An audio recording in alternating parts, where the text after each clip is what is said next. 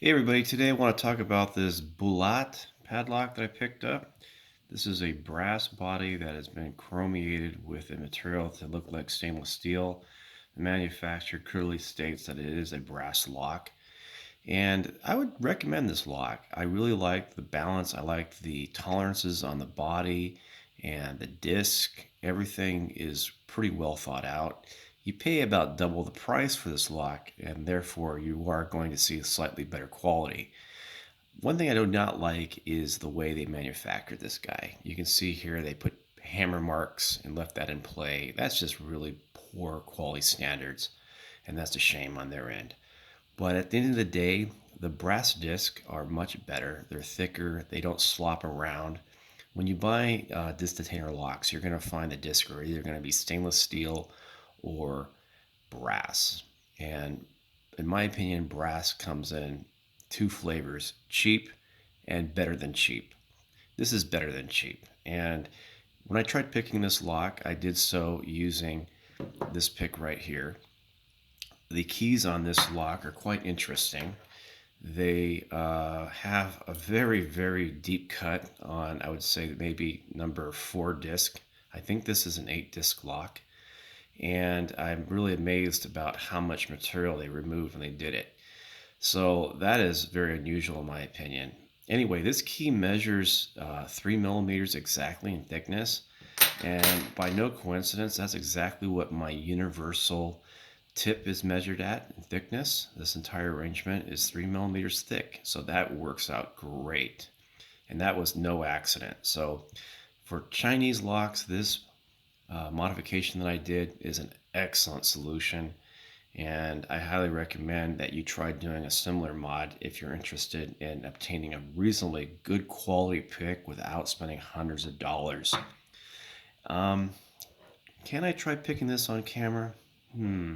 Why not? It may be a longer video than I intended, but let's see. I'm going to zero this out, and I'm going to insert this guy all the way back into the keyway. Get that guy going in there, doing a little jiggle.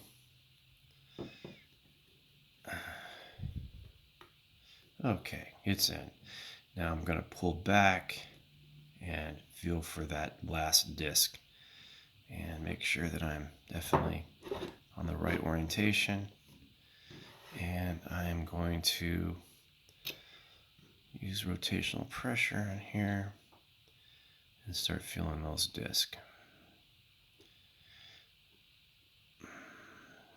Okay, 1 feels good. 2 feels good. 3 feels right. Let's see here. Going to 4 maybe.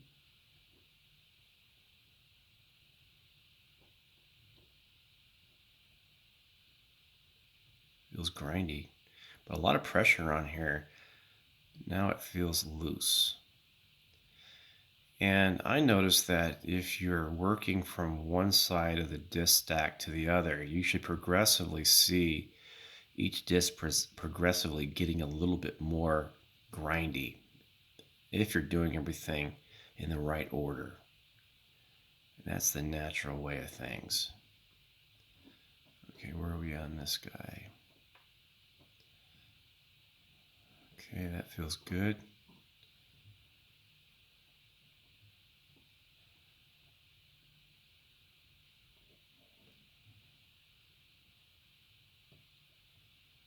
That one feels okay.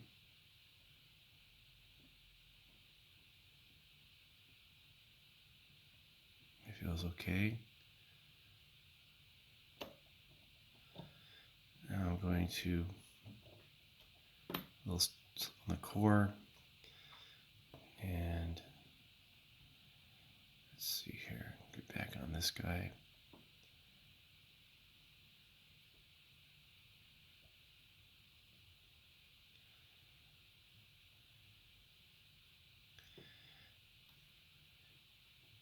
And I know from experience that the second to last disc is a 0 disc.